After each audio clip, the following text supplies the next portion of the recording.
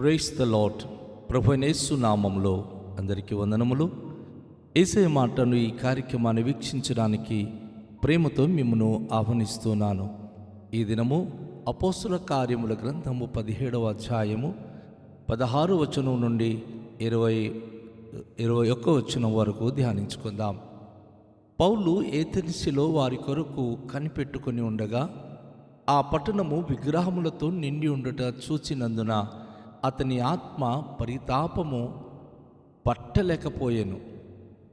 కాబట్టి సమాజ మందిరములలో యూదులతోనూ భక్తిపరులైన వారితోనూ ప్రతిదినమున సంత వీధిలో తన్ను కలుసుకొని వారితోనూ తర్కించుచూ వచ్చెను. ఎపికూరియల్లో స్తోయిలుకులలోనూ ఉన్న కొందరు జ్ఞానులు అతనితో వాదించిరి. కొందరు ఈ వదరుబోతు చెప్పినది ఏమిటని చెప్పుకొనిరి. అతడు యేసును గూర్చియు పునరుత్థానమును గూర్చియు ప్రకటించెను గనుక మరికొందరు వీడు అన్య దేవతలను ప్రచురించుచున్నాడని చెప్పుకొనిరి. అంతటా వారు అతని వెంటబెట్టుకొని అరేయోపోగు అను సభ యొద్దకు తీసుకొని పోయి, నీవు చేయుచున్న ఈ నూతన బోధ ఎట్టిదో మేము తెలుసుకొనవచ్చునా? కొన్ని క్రొత్త సంగతులు మా చెవులకు వినిపించుచున్నావు గనుక వీటి భావమేమో మేము తెలుసుకొనగోరుచున్నామని చెప్పిరి. ఏథెన్సు వారందరూ అక్కడ నివసించు పరదేశులను ఏదో ఒక క్రొత్త సంగతి చెప్పుట ఎందును వినుట ఎందును మాత్రమే తమ కాలము గడుపుకొనుచుండువారు. ప్రభునందు ప్రియమైన వాళ్ళారా, ఈ వాక్య భాగంలో అపోస్తలుడైన పౌలు ఎథెన్సు పట్టణానికి చేరినప్పుడు, ఎథెన్సు పట్టణము ఆ ప్రాంతమునకు ఒక చాలా ప్రాముఖ్యమైన పట్టణము.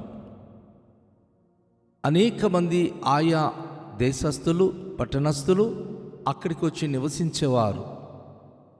వివిధమైనటువంటి మతాలకు, వివిధమైనటువంటి దేవతలకు సంబంధించిన అనేక మంది ప్రజలు సమూహంగా నివసించే చోటు ఎథెన్స్. అయితే ఆ పట్టణము విగ్రహముతో నిండి ఉండుట చూచినందున దేవుని సేవకుని యొక్క ఆత్మ సంతాపముతో పట్టలేకపోయాడు. నా ప్రియ సోదరి సహోదరుడా, మన చుట్టూ అనేకమైన విగ్రహార్థనలు చూస్తున్నాం. కానీ వీరికి బుద్ధి లేదు, ఇలా పూజిస్తున్నారు అనుకుంటూ వెళ్ళిపోతున్నాం. కానీ చాలా తప్పు.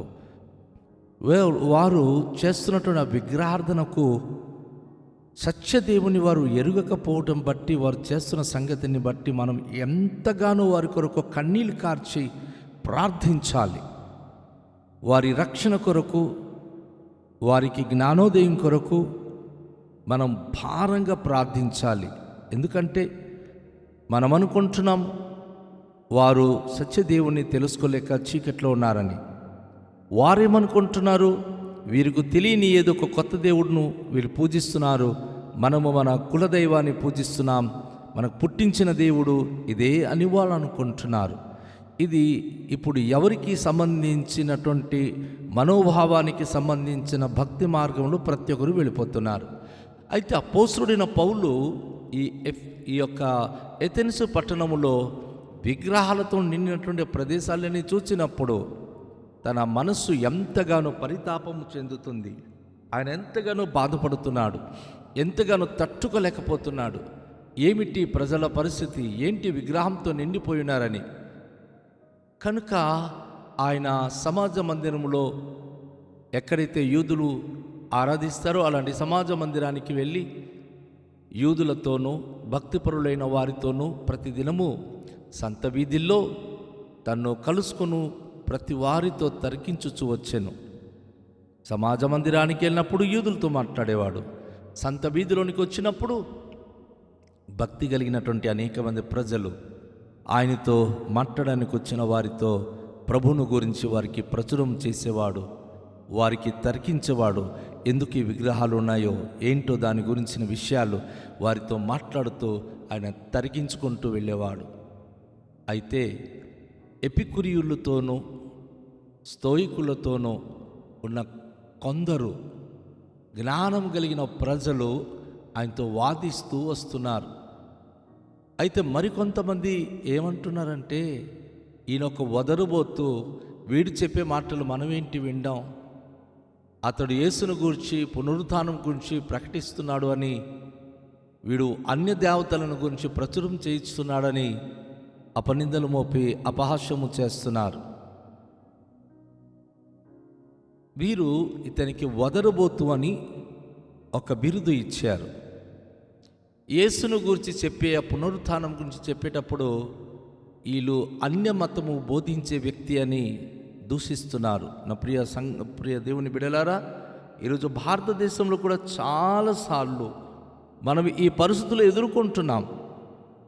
చాలామంది మనకు వీళ్ళకి పనిపాటు లేదు, యేసు ప్రభు గురించి చెప్పడానికి వచ్చున్నారని తిట్టిన రోజులు లేకపోలేదు, దూషించే ప్రజలు లేకపోలేదు. వీరికి బుర్రబుద్ధి లేదు, ఆ మతానికి వెళ్ళిపోయారని పౌలుకు ఆ రోజు ఏ విధంగా అయితే దూషించారో మనకు కూడా అలాగే దూషించేటటువంటి క్షణాలు ఎన్నో మన జీవితంలో మనం అనుభవిస్తూ ఉన్నాం. ఇది అన్య దేవతల గురించి ప్రచారం చేసే వ్యక్తులు అని పేరు పెట్టారు. మనకు కూడా ఈరోజు భారతదేశంలో అన్యమతానికి సంబంధించిన వారు, అన్యమతపు దేవుణ్ణి పూజిస్తున్నవారు అని వారేదో వారికి పుట్టించిన దేవుడు ఒకరున్నారు. మన యేసు ప్రభు మన దేవుడేమో అన్యమతస్థుల దేవుడు అని, ఫారెన్ దేవుడని, రకరకాల అమెరికా దేవుడని వారి నోటికి ఏదొస్తుంటే అది అంటూ దూషిస్తున్నారు. ఈరోజు ఏథెన్స్లో కూడాను అపోస్తలుడు పౌలుకి ఇలాంటి సమస్యలే ఎదురైంది. అయితే అక్కడ అరేయోపగు అనొక సభ ఉంది. అరేయోపగు అను ఆ సభ అనేక మంది పెద్దలందరూ కూర్చొని మాట్లాడుకుంటూ, అక్కడ ఎవరైనా కనుక క్రొత్త విషయాలు చెప్తే వినాలని అందరూ పోగవుతుంటారు. వీరేం చేశారు, అపోస్తలుడైన పౌలుకి ఆ సభ దగ్గరికి తీసుకొని వెళ్ళి, నువ్వు బోధించే ఈ నూతన బోధ ఏంటో మాకు చెప్పుమని చెప్పి అపోస్తలుడైన పౌలుకు అడుగుతున్నారు. నువ్వు ఏంటి ఆ యేసు అంటున్నావు, చచ్చిపోయి లేచాడు అంటున్నావు, ఇదేం బోధ నీ బోధ? ఈరోజు వరకు మేము చూసినటువంటి దేవుళ్ళు, ఈరోజు మనం భారతదేశంలో అంటారు కదా, దేవుళ్ళు అన్నవారు దేవతలు అనబడిన వాళ్ళందరూ కూడా వైకుంఠంకి వెళ్ళిపోయి స్వర్గధామము చేరుకున్నారని. ఈరోజు ప్రతి పల్లెల్లో, ప్రతి పట్టణాల్లో ఎక్కడైతే బరిలి గ్రౌండ్ ఉంటుందో అక్కడ మనం చూస్తున్నాం స్వర్గధామం అని చెప్పి. అంటే ఆ స్వర్గధామంలో చనిపోయిన వాళ్ళు ఉన్నారు, స్వర్గధామంలో వారు కొలిచే దేవుళ్ళు కూడా ఉన్నారు. స్వర్గధామం ఎక్కడంటే ఊరి చివర్లో. కానీ బైబిల్లో ఉన్నటువంటి స్వర్గధామం అది కాదు. ప్రభు అంటాడు, యేసు ప్రభువారు, నేను పైనుండి వచ్చిన వాడిని, పైనున్న సంగతులన్నీ మీకు చెప్తున్నాను. ఒకవేళ మీరు పైకి రావాలనుకుంటే, నాతో పాటు పరలోక రాజ్యంలో ప్రవేశించాలనుకుంటే, నేనే మార్గము, సత్యము, జీవము, నా ద్వారా తప్ప ఎవ్వరూ తండ్రి వద్దకు చేరలేరన్నాడు. తండ్రి దగ్గరికి చేరాలంటే యేసును నమ్మాలి. యేసుతోనే మన జీవితం ప్రారంభించబడి అక్కడికి వెళ్ళగలగాలి. ఈ ఆధిక్యత దేవుడు మనకు అనుగ్రహించుచున్నాడు. కనుక అపోస్తలుడైన పౌలు అరియోపగు అనే ఆ సభకు వెళ్ళి, ఆ సభలో నూతనమైన బోధ గురించి, యేసు ప్రభు గురించి మరి మాకు నువ్వు తెలియపరచవచ్చు కదా అని చెప్పి మరి వారు అవకాశం ఇస్తున్నారు. అపోస్తలుడైన పౌలు యేసును గురించి అక్కడ బోధించడానికి వారు కోరుకుంటున్నారు.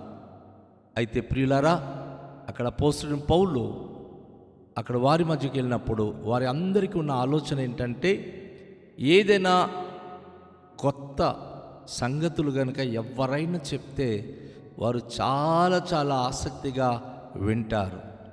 దాని భావం ఏమిటో తెలుసుకోవాలని వారు కోరుకుంటారు. ఇది వారికి ఉన్నటువంటి మరి ఆచారము, లేక వారికి ఉన్న అభ్యాసం. వీరు అనేక పట్టణాల నుంచి వచ్చిన వారు కదా, అనేక సంస్కృతికి సంబంధించిన వారు కదా, అనేకమైనటువంటి భక్తికి సంబంధించిన వారు కదా.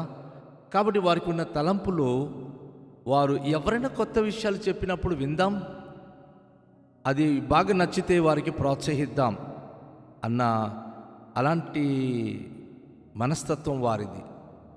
అయితే ఇక్కడ మనం గమనిస్తూ ఉన్నాం, వారందరూ కూడాను ఆ సభలో ఆ క్రొత్త విషయాలు యేసు ప్రభు గురించి నువ్వు చెప్పుమని చెప్పి వారందరూ వినగోరుచున్నామని చెప్పి అతనికి తెలియచేశారు. అప్పుడు అపోస్తుడైన పౌలు మరి ఆ సభలో ఎథెన్సులో మరి అక్కడ ఎథెన్స్ వారందరూ కూడా ఒక చోట కూడి ఉన్నారు. అక్కడ అనేక ప్రాంతము, అనేక భాషలు, అనేక ప్రదేశాలకు సంబంధించిన వారు అక్కడ ఉండడం బట్టి వారందరూ కూడాను ఎవరైనా క్రొత్త విషయాలు చెప్తారా, ఏదైనా దేశ సంస్కృతి గురించి చెప్తారా, ఏవైనా దేవుళ్ళు దేవతల గురించి ఏమైనా చెప్తారా? ఎస్, ఈరోజు మన ఇండియాలో కూడా అలాంటివి ఉన్నాయి. ఎవరైనా పురాణాలు చెప్పినప్పుడు, ఏదైనా కథలు చెప్పినప్పుడు చెవులోకి చాలామంది వింటారు. కానీ యేసు ప్రభు గురించి చెప్తే మాత్రం ఎక్కడుంటుందో వారికి చాలా కోపం వస్తుంది. వద్దు, ఆ యేసయ్య గురించి మాత్రం మా ఊళ్ళో చెప్పకండి అంటారు. ఎందుకంటే యేసయ్య పరలోక రాజ్యానికి ఆయన మార్గము. యేసు ప్రభు పేరెత్తితే అపవాది సాతానికి గుండె దడ. సాతానుడు ప్రజలు దేవుని ప్రజలుగా మారడం ఆయనకి ఇష్టం లేదు. తనతో పాటు చీకట్లో ఉండాలి. తనతో పాటు చీకట్లో ఉంటే చూసారా, చాలాసార్లు భయంకరమైనటువంటి జీవితం జీవిస్తున్నటువంటి కొంతమంది బానిసలుగా ఉంచిన వ్యక్తులకి మన మంచి త్రోవలో నడిపించాలంటే ఆ యజమానుడు ఒప్పుకోడు, ఆ గూండవాడు ఒప్పుకోడు, ఆ బానిసలు తన చేతి కిందే ఉండాలంటాడు. ఈరోజు మన దేశ పరిస్థితి కూడా అలాగే ఉంది. అయితే ఏథెన్స్లో కూడా చాలామంది ప్రజలు ఏథెన్స్లో ఉన్నటువంటి దేవుళ్ళు దేవతలకు పూజిస్తూ కొత్త విషయాలు నేర్చుకుంటారు తప్ప దేవుని అంగీకరించే విషయంలో వారు అనేకమైనటువంటి గడువు చేస్తారు. అనేక విధాలుగా వారు కన్ఫ్యూజ్ అవుతూ ఉంటారు. అయితే ఆ సభలోనికి అపోస్తలుడైన పౌలుకు తీసుకుని వెళ్ళి వారు కొత్త విషయాలు చెప్పమని వారు తెలియచేస్తూ ఉన్నారు. కనుక ప్రియులారా, దేవుని సన్నిధిలో మనము మన ప్రాంతం కొరకు కూడా మన ప్రార్థన చేయాలి. ఎందుకంటే అనేక మంది కొత్త విషయాలు చెప్పమని అంటారు, కానీ ఆ మహిమగల దేవుని నమ్మడానికి మాత్రం ముందుకు రారు. ప్రార్థన చేద్దాం. మన తోటివారు, మన సహోదరి సహోదరులు, మన బంధుమిత్రులు అందరూ ప్రభువైన యేసుక్రీస్తునందు విశ్వాసం ఉంచి ప్రభు కొరకు జీవించేటట్లుగా అట్టి భాగ్యం వారికి దేవుడు కలుగచేయాలని అడుగుదాం. మికిలి దయగల పరలోకపు తండ్రి, మీ పరిశుద్ధ నామమునకు వేలాది వందనాలు, స్తోత్రాలు. మీకే మహిమ, ఘనత, ప్రభావములు చెల్లించుకొనుచున్నాం. పరిశుద్ధుడా, ఈ ప్రశస్తమైన సమయంలో రండి. వాక్యమైన ప్రతి ప్రియబిడలు, మేము ఉండేటటువంటి మా ప్రదేశాలు కూడా ఒక ఏథెన్స్ లాంటిది. ఇక్కడ మీ గురించి మేము చెప్పి మీ రక్షణలో అనేకులకు నడిపించేటటువంటి భాగ్యము అనుగ్రహించుమని యేసు నామములో ప్రార్థిస్తున్నాము తండ్రి, ఆమేన్. అందరికీ షాలోమ్. ప్రభు మనను దీవించునుగాక.